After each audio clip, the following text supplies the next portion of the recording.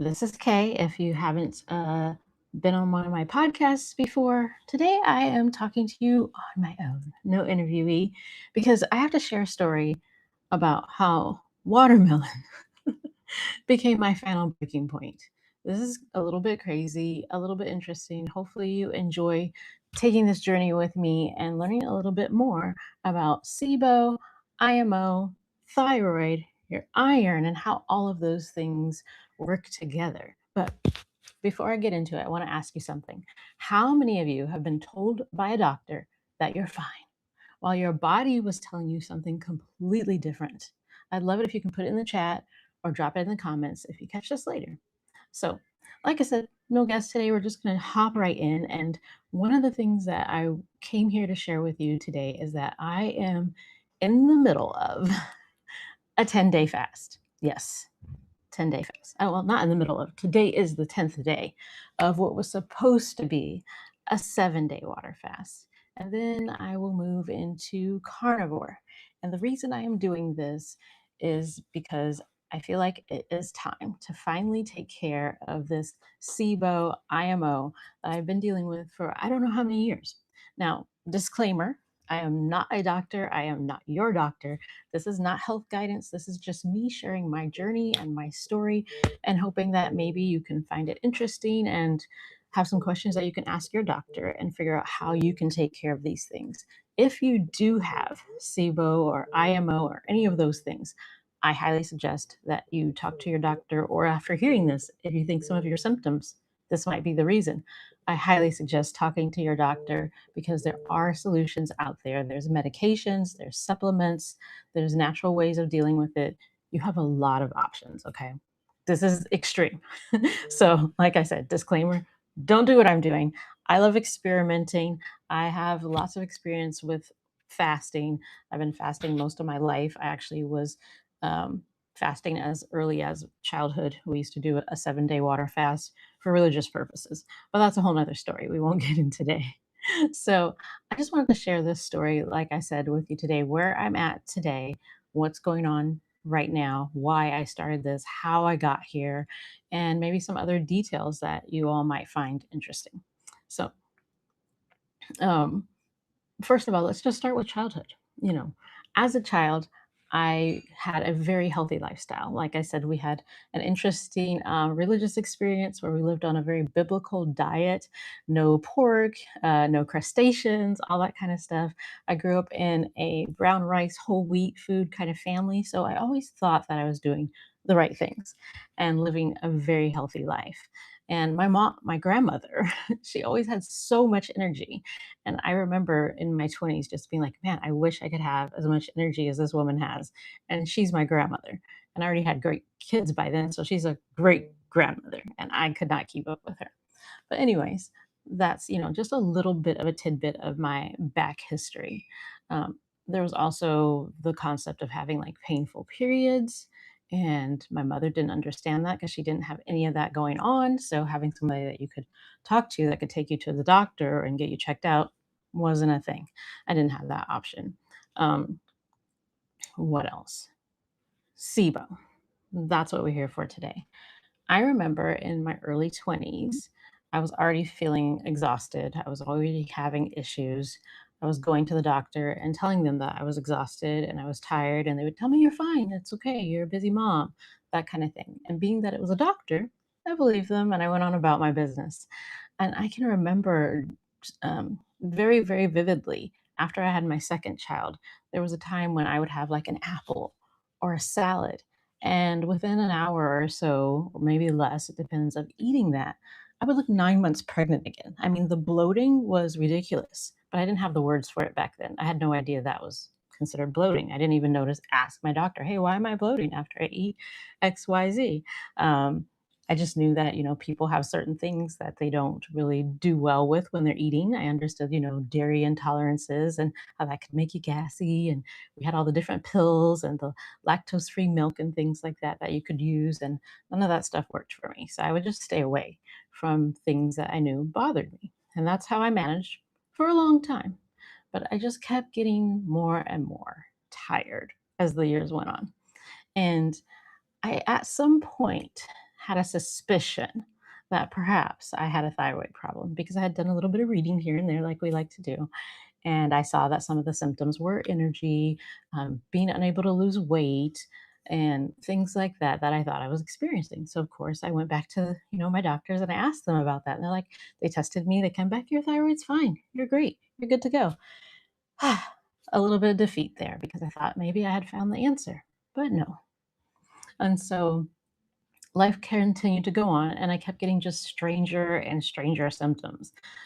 They weren't necessarily related specifically, but they kind of all relate because everything starts in the gut, as they say. One of those things was like my face would get really, really itchy, and my face would get to the point where my eyes would swell shut and my face would just be so puffy. And I remember one time it was so bad that I actually went to the hospital. And then they diagnosed me with, I may say this wrong, but it was angioedema, and I remember looking that up and it was like a hereditary thing. And I'm like, that makes no sense. I don't know anybody else in my family that has this. And it just started. Like it's a recent occurrence. It's got to be something I'm using. I assumed it had to be an allergic reaction, but I couldn't figure out what the allergic reaction was coming from.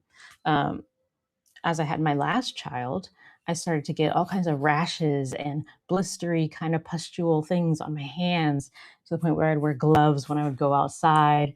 With the face thing, sometimes I'd wear like a whole thing to cover me up going outside, thinking maybe it's the sun. I don't know what was going on. So I took my ring off while I was pregnant with my son because I knew weird things happen sometimes when you're pregnant. And I thought maybe when I'm finished, it'll go away and my hands will clear up. They didn't. And so I wound up getting diagnosed also with eczema, seborrheic dermatitis. I just kept getting all these little random diagnoses that weren't really helping push the needle. It was just like, oh, here's the problem and here's a cream, not a solution, not a way to get to the root cause of the issue. And then as time went on, of course, as some of you already know if you've already heard my story, I just kept getting more and more exhausted. I got brain fog and mom brain, where it got to the point that I felt like I might be an early Alzheimer's patient. And that's a really scary place to be while you're trying to run a business and take care of 5 kids. And so I didn't tell anyone because I was like, what's going to happen? And I've already been to all the doctors, and all the doctors say I'm fine. And so I just kept pushing through it and hoping that it would eventually go away, or that maybe this was just who I was going to be. And this was how life was going to go for me from then on, which was not a good place to be in. But as I went through that and I was exhausted and depleted and had all of those issues going on, I still felt like it might be my thyroid that was the problem. But of course, like I said, I had been to lots of doctors and they kept saying that I was fine. So I gave up going to the doctors. But luckily for me, I wasn't the only one in the household. And I think I must have had a day where I was looking considerably bad, I assume, because I had been in and out of bed, barely getting up to drink water or go to the bathroom. I just really couldn't function. And I was very grateful that my family stepped up and everybody was able to help with taking care of the baby and, teaching the kids school because we were homeschooling at the time. And he was like, "We're going to the doctor." And I'm like, "What? Why are we going to the doctor? Like, we've been to all the doctors and they all say I'm fine." But he was right. So he took me to this oncologist that he had found a way to get an appointment that day with. And she winded up testing me for everything. But I assume I looked considerably bad that day because I felt terrible. And also, when I walked into the doctor's office, there was an audible gasp from the nurse. She was like, "Are you okay?" I was like, "No, no, I'm not okay." But when they tested everything, what they came back with was that I was severely iron deficient. They said that I was so iron deficient that if I was pregnant at the time, they would have put me in the hospital immediately. Now, one of the interesting things about that diagnosis is that every time I was pregnant, I was also diagnosed with anemia and given iron supplements. So I don't know why that didn't show up on any of the other tests later on as I'm telling doctors that I'm tired.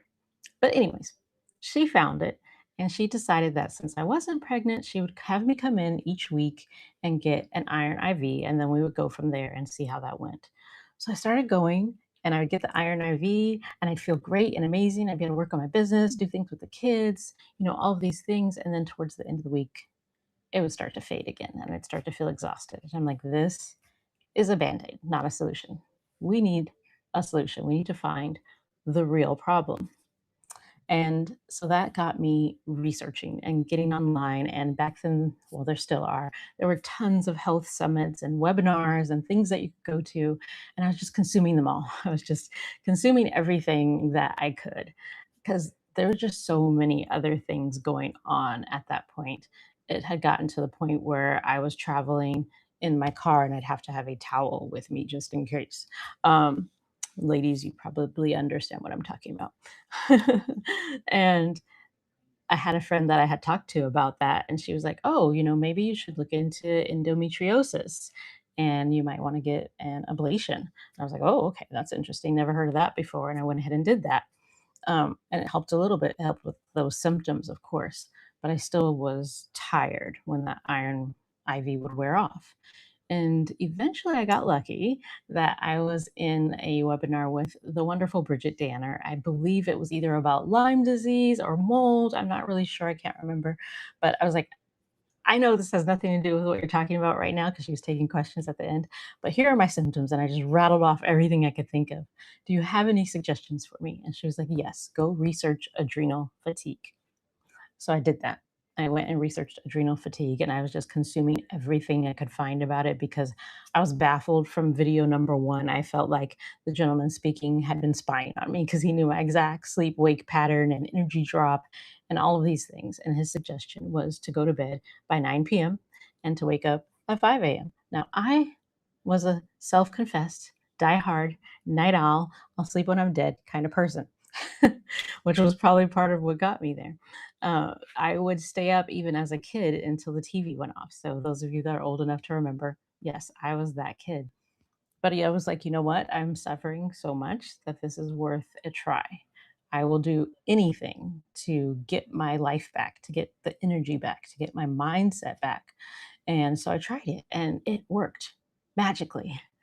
I suddenly had more energy, but it wasn't a complete solution. I still knew that there was more I probably needed to do to get to 100% or to ever feel as amazing as my grandma did. So I kept researching. And then I started learning about functional medicine. I started learning about the thyroid and all the different tests that can be done and the different markers and different solutions for having a thyroid condition. And one of those things was definitely lowering your stress levels, kind of backing away from a lot of the things that I thought were healthy that I was doing, like working out twice a day and going to the sauna. I was overstressing my body. I was just cortisol to the max, and I needed to take that down. So, after learning all of these things, I finally found a functional medicine doctor, thanks to a friend that was already seeing one that had the same insurance as we did. And so that was a magical, wonderful, experience that I got to do that.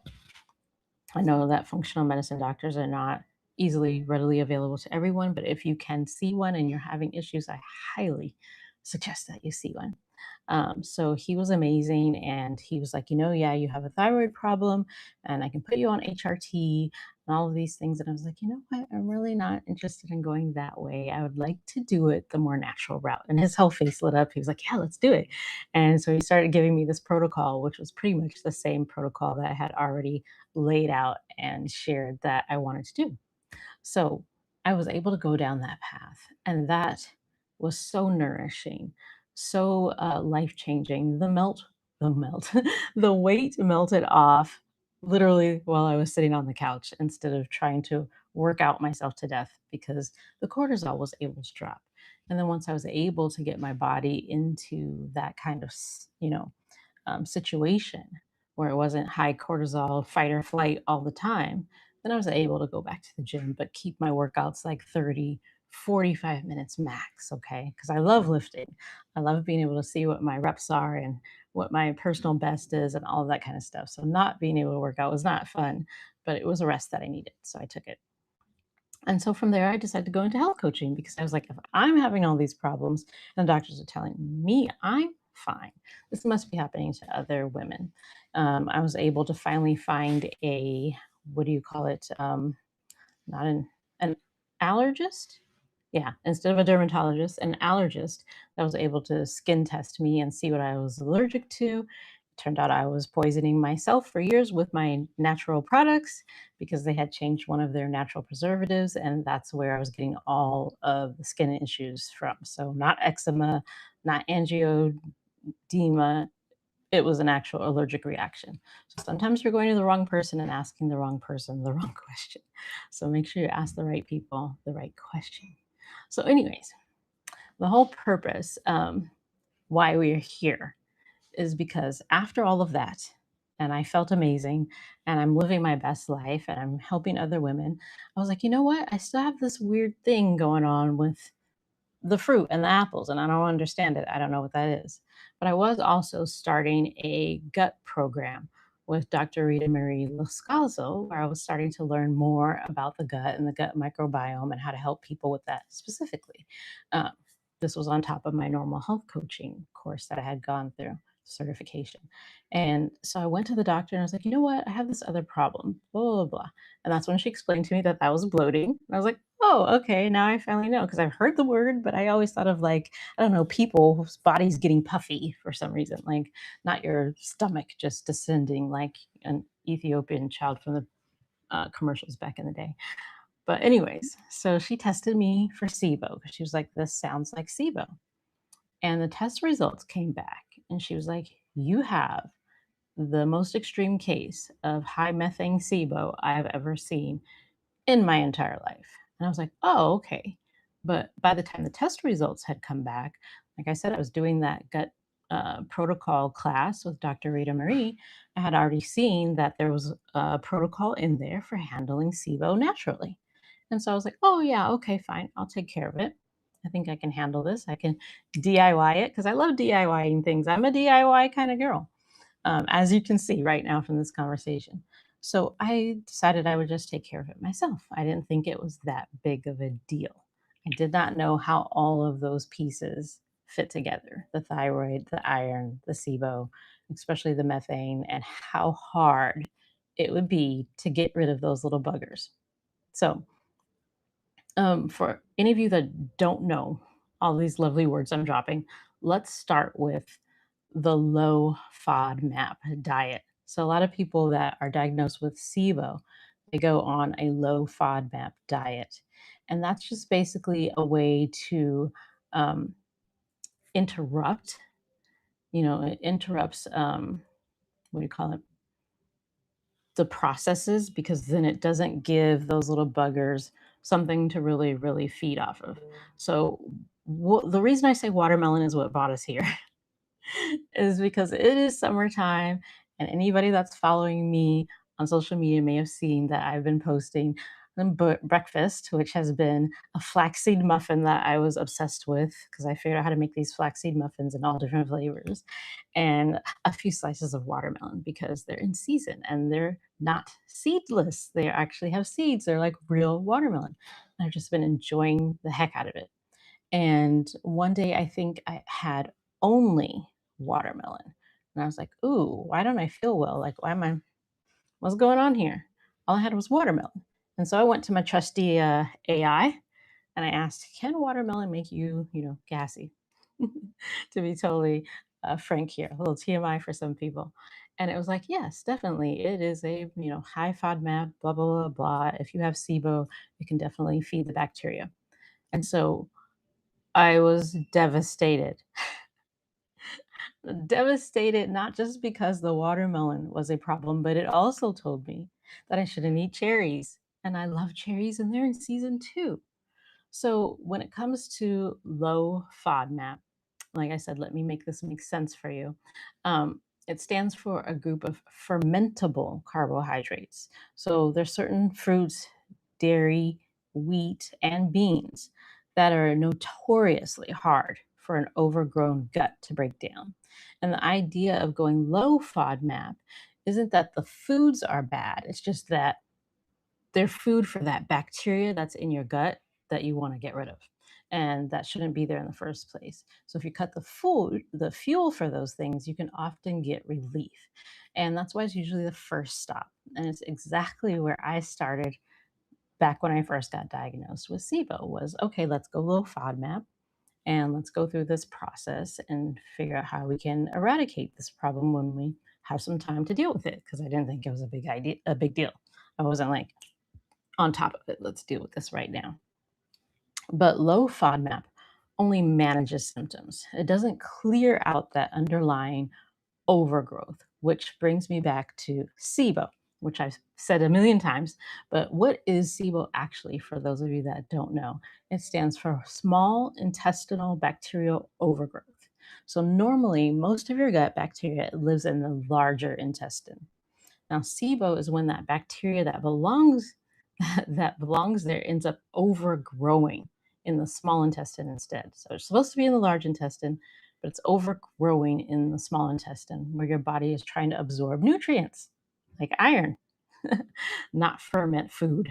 So that fermentation is what causes that bloating that makes you look pregnant after eating something, makes you uncomfortable, makes your stomach feel tight if you've had that experience. And then IMO specifically, which is a newer phrase that people are using, is intestinal methanogen overgrowth. And it's SIBO's close cousin. So instead of bacteria, it's actually an overgrowth of this methane producing organism. And the methane slows everything down.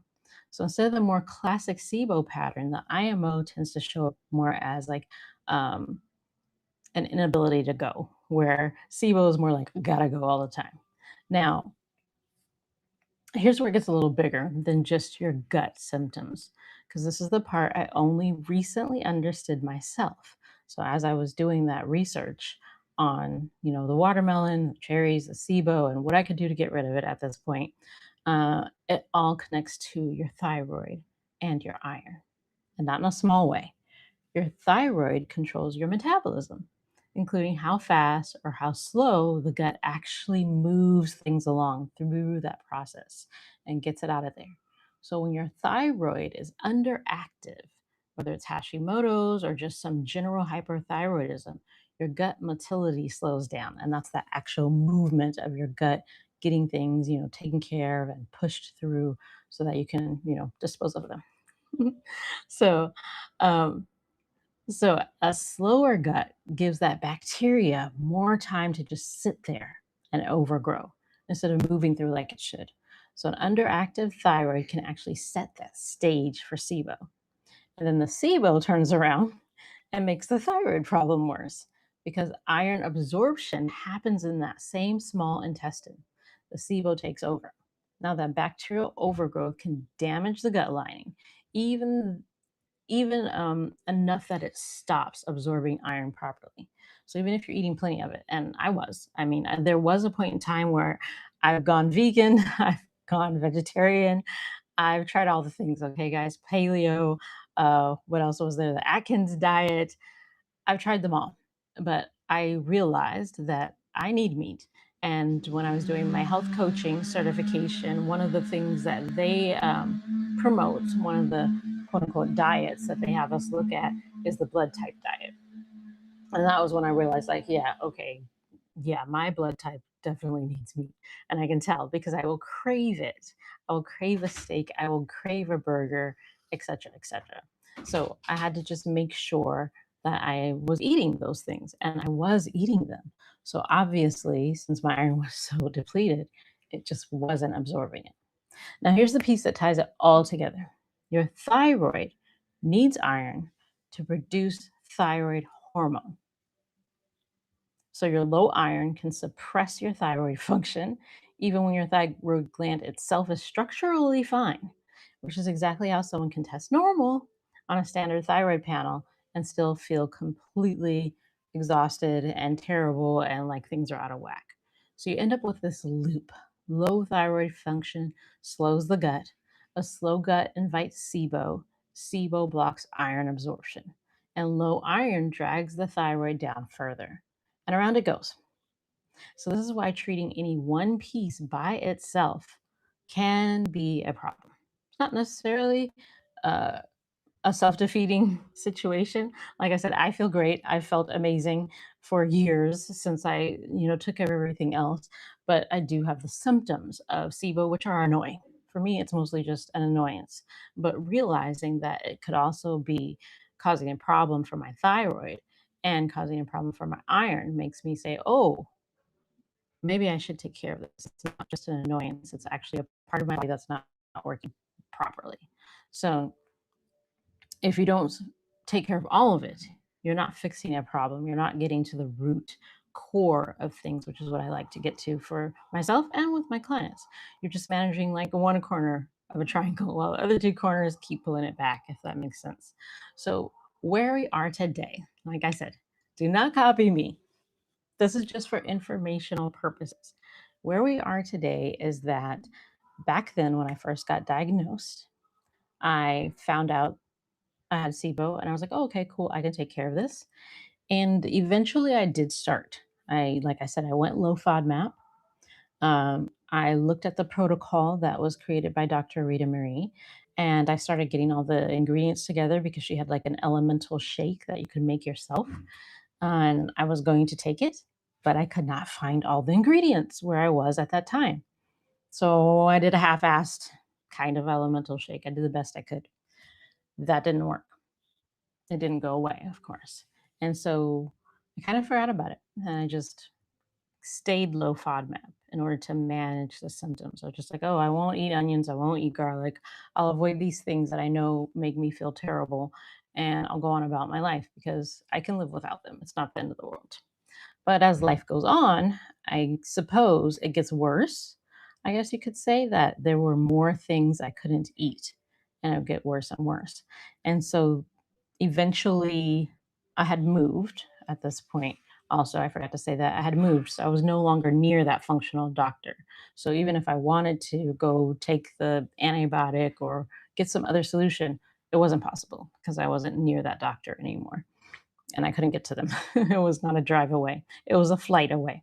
So, since I had moved, I had to find new healthcare professionals. I eventually did, but SIBO wasn't at the top of my mind when I found them. Um, and they weren't necessarily functional medicine doctors. One was doing some functional medicine training, and another one was a naturopath. And so the naturopath I thought might be able to help me with these things. However, she kind of wasn't fully in business at the time that I got there. It was like she was moving, transitioning offices. And so there's all that going on. And eventually, at some point, she did settle in, and I was able to get in and speak with her. And we did discuss the SIVO. We talked about possibly retesting.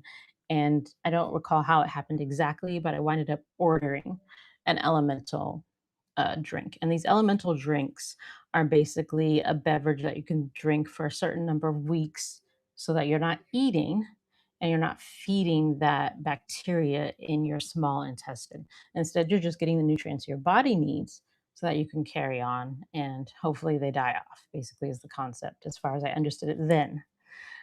So I tried that. I started drinking it and then I moved again. And when you're getting on a flight, sometimes you don't want to take a strange powder with you. So I wasn't able to take that elemental drink with me to my new location. So I never finished that course.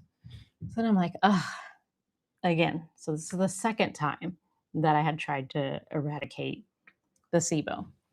And so then, I'm living life, you're traveling, you have so much control over, what you're eating and things like that. And I kind of didn't worry about it too much. And then I did some research and I was like, oh, I could probably get rid of it if I did this or that. I need XYZ supplements. And I started looking around where I was, and nobody carried these supplements. So, one of the supplements that I read that can actually help kill off these bacteria and things is called allicin. It's a certain um, I can't remember the word, but it's a certain part basically of garlic because you can't really eat garlic if you're low FODMAP. But this certain part, this allicin, is actually beneficial. Another one was iberogast. I'm not really sure off the top of my head what that does. And then there was berberine, which I was able to get, and I did that for a while. And I did feel a little better at some point, but I don't remember what I did exactly to make myself feel better. So I can't replicate it because I stopped taking notes. Um, but yeah, so then I got to a point where I just couldn't find these ingredients for the supplements. I couldn't find the ingredients to make an elemental drink. And so I was just like, well, I guess we're just going to have to deal with this for a little bit longer. But the watermelon, guys, Like I said, the watermelon threw me. I was like, I'm done. This is crazy. It's just getting to the point where I have like no fruits or vegetables left. Can't eat apples, can't eat this, can't eat that. And that's not a good place to be. You want to have a full, healthy diet. Low FODMAP is meant to be something that you do temporarily to manage the symptoms. And for me, for the most part, I don't do it 100%. I haven't in a long time. I do it if I'm, going to be in public with other people. I want to make sure that I'm not having, issues. So I will take care of what I eat and watch what I eat, and that's me managing it, temporarily. But on a daily basis, I'm just like, oh, well, I'm going to eat what I want to eat because I'm hungry and I like it and I don't care. But now, where we are today is I had some more conversations with good old Chatty. He's not a doctor, neither am I. Disclaimer again, do not follow this. Do not follow me. Do not follow us, whatever you want to call it. Um, and I had looked at this before. This was a concept I've had before. I just never tried it because I feel like if I have the high methane type of SIBO, the IMO, this might not work. And that part kind of bothers me, but it's worth a try. At this point, I'm running out of options. So basically, what I decided was to do a 7-day water fast. And the concept of that was basically to starve these little buggers out so that they have nothing to eat, so they're not causing me problems, and to slowly rebuild my gut and do a low FODMAP diet. And then after a few weeks of that, to bring in some other, fruits and vegetables and try them out and see what works. That was the first plan. However, 7 days in, I felt great. And the AI had suggested that you might need 10 plus days, depending on the situation, but that you should do it with a doctor, supervised doctors, people that are watching over you, making sure you have the right nutrients and all that stuff so you don't die, because you might die. Um, but anyways, I figured I have enough extra fat on my body. If any of you were around for the whole conversation about BMI, finding out that I was fat was kind of weird, or obese, I guess is the proper term. So I was like, well, if I have this much extra fat, how long can I last? Um, and so I figured I would play it by ear. So day 7 came around. I felt fine. I felt amazing. Before that, of course, I had a few days where I was shuffling around like an old grandma. Literally, I was walking very, very slowly. I try to make sure that I'm still lifting weights, nothing heavy, just a little bit of lifting because you do definitely lose some muscle mass when you're fasting. I've been making sure I have salt in my water. I've been drinking this tonic that it came up with for me of ginger and turmeric tea, basically. And supposedly that might help kill off some of these guys as a prokinetic. We shall see. But, anyways, like I said, today's day 10, and I feel fabulous. And I think part of that is because I chose to do this fast in a rhythmic manner. So, this podcast is the Harmony Principle podcast. So we talk about doing things in harmony with nature, doing things in a natural rhythm, not pushing through things, not hustling harder. So I started this fast 3 days into my period because that is a time when your body is more able to fast, allegedly for women. It's easier on your body. And now I'm at, I think, the ovulation window, which is like your highest energy phase. So it's like a perfect mixture of when to fast. Now, if I was, not paying attention to my cycle and things like that and started it the week before, I probably would have felt terrible. It probably wouldn't have gone well. So that's something to keep in mind if you're a woman and you want to do any type of longer fast, like a 3-day fast or even a 7-day fast. It's usually a 7-day fast is about the cutoff that they suggest anybody does it on their own. Um, so yeah, so like I said, it's day 10, feeling fabulous. Of course, I do have some, what would you call, I guess, other things going on. Like if you guys can see, I don't know how clear this camera is, but I'm getting some kind of breakout here on my face. I assume that's detoxing, and like around here because I normally have very clear skin. So I'm assuming this is detox, and I'm like, let's do it. Let's detox. Let's clear out whatever it is that's in there that needs to go. It needs to go anyways. And then when I break my fast, either tomorrow or the next day. I'm not sure when I will break it. I felt a little hungry this morning. That's the other thing with me for fasting. I usually don't have hunger pains like some people do because I've fasted so many times in my life, I guess.